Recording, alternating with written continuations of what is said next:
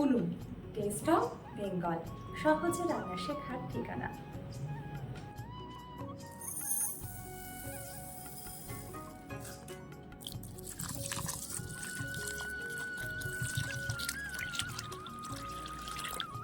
আপনাদের সাথে আমি পায়েল সরকার, আর আপনারা দেখছেন উনুন টেস্ট অফ বেঙ্গল।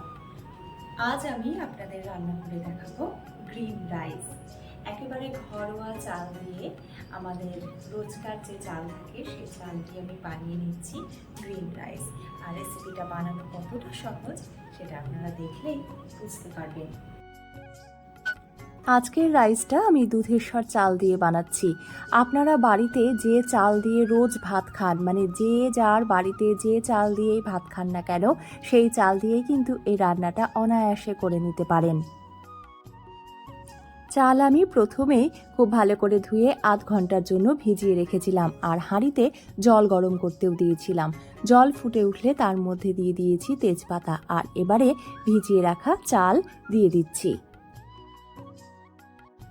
যারা মনে করেন যে ফ্রাইড রাইস কিংবা বিরিয়ানি রান্না করতে বাসমতি চালই প্রয়োজন কিংবা খুব ভালো চাল প্রয়োজন, তাদেরকে বলছি একদিন ঘরোয়া যে কোনো চাল দিয়ে এইভাবে রান্না করুন, দেখবেন খুবই ভালো লাগবে। চালের সাথেই দিয়ে দিয়েছি 1 চামচ লবণ, আর তার সাথে 4-5 ফোঁটা মতন রিফাইন তেল। এতে করে চালটা ঝরঝরে থাকবে। শুধু এই টেকনিকগুলো অবলম্বন করলেই কিন্তু ঘরোয়া চাল দিয়েই সুন্দর ফ্রাইড রাইস বিরিয়ানি রান্না হয়ে যায়। দুধেশ্বর চালের ভাত খুব তাড়াতাড়ি রান্না হয়ে যায়, তাই আমি আর বেশিক্ষণ রাখবো না। জল ফুটে উঠেছে, এবারে আমি ভাতের মাড়টা ঝরিয়ে নেব। ঘরোয়া হোক কিংবা বাসমতি, যে চাল দিয়েই রান্না করুন না কেন একই পদ্ধতিতে রান্না করবেন, শুধু ভাতটা একটু শক্ত করে নামাবেন। কড়াইতে আমি 1/2 কাপ রাইস ব্র্যান তেল দিয়েছি, আপনারা চাইলে যে কোনো রিফাইন তেল দিতে পারেন। আর অল্প নুন দিয়ে তার মধ্যে আমি ক্যাপসিকাম বিনস ভেজে নিচ্ছি। গ্রিন রাইসে মটরশুঁটি কিংবা পেঁয়াজ পাতাও আমি দিয়ে থাকি, আজ সেগুলো ঘরে নেই তাই দিইনি, আপনারা চাইলে কিন্তু দিতেই পারেন। আর দিয়ে দিয়েছি কাজু কিশমিশ, সাথে কাঁচা লঙ্কা। একটু ভাজার পর দিয়ে দিলাম ভাত। এবারে সবজির সাথে ভাতটা হালকা আঁচে আমি ভেজে নিচ্ছি 1 থেকে 1.5 মিনিট। এখানে আমি 300 গ্রাম চাল নিয়েছিলাম, আপনারা আপনাদের প্রয়োজন মতন চাল নেবেন, আর সেই অনুপাতে অন্যান্য জিনিসের পরিমাণও বাড়িয়ে নেবেন। এবারে দিয়ে দেব 2 টেবিল চামচ চিনি, আর তার সাথে স্বাদ মতো লবণ।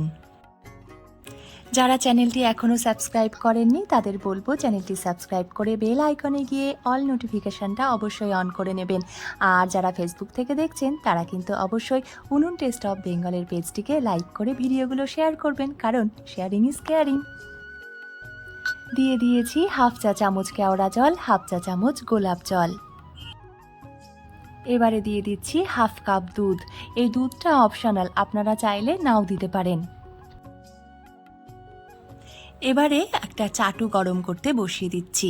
চাটু গরম হলে গ্যাসের আঁচ কমিয়ে দেব, আর ফ্রাইড রাইসের কড়াইটা বসিয়ে দেব 1 থেকে 2 মিনিটের জন্য দমে। দিয়ে দিচ্ছি 1 টেবিল চামচ মতন ঘি। এবারে ঢাকা দিয়ে রেখে দেব। এই রান্নায় শেষে কিন্তু একটু গোলমরিচের গুঁড়ো ব্যবহার করা যেতে পারে, তবে গোলমরিচ দিলে রঙটা একটু বদলে যাবে, তাই আমি দিইনি। গ্রিন রাইসটা একেবারে গ্রিন রাখতেই আমি পছন্দ করেছি। যদি মনে হয় রাইসে একটু শক্ত ভাব রয়েছে, তাহলে দুধের পরিমাণটা বাড়িয়ে দিয়ে আরেকটু বেশি সময় দম দেবেন, এতে করে রাইসটা সেদ্ধ হয়ে যাবে ভালোভাবে। আর যদি মনে হয় যে রাইসটা নরম হয়ে গেছে, তবে দুধের পরিমাণ একদম কমিয়ে দেবেন, আর তারপরে দম দেবেন মাত্র 1 মিনিটের জন্য। অথবা দুধ কিংবা দম কোনোটাই না দিয়ে সবজির সাথে রাইসটা খুব ভালো করে ভেজে নামিয়ে নেবেন। বিভিন্ন স্বাদের বা বিভিন্নভাবে আপনারা ফ্রাইড রাইস রান্না করে খেয়েছেন, একদিন এইভাবে গ্রিন রাইস রান্না করে দেখুন। ফ্রাইড রাইসের থেকে স্বাদটা একটু আলাদা হবে, রান্নার ধরনটা একই রকম, এবং এটা খেতে খুবই ভালো লাগবে। কষা মাংস, চিলি চিকেন কিংবা পনির আলুর দম যাই দিয়ে খান না কেন, এটা খেতে এতটাই ভালো যে খাবার পর আপনিও বলবেন, আহ কি স্বাদ।